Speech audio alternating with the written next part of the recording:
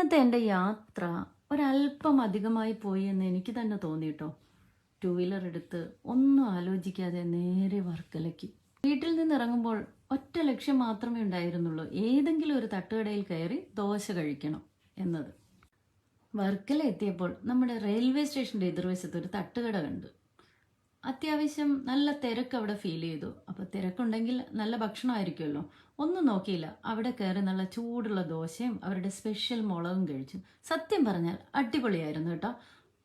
ഇതുവഴി പോകുന്നവർ ആരെങ്കിലും ഉണ്ടെങ്കിൽ ഇവിടെ കയറി ഭക്ഷണം കഴിക്കാൻ മറക്കണ്ട. നിങ്ങൾ ഒരു കാരണവശാലും മടിക്കണ്ട കേട്ടോ. അജിലാൽ തട്ടുകട എന്നാണ് അതിൻ്റെ പേര്. റെയിൽവേ സ്റ്റേഷൻ്റെ എതിർവശമാണ് വർക്കല.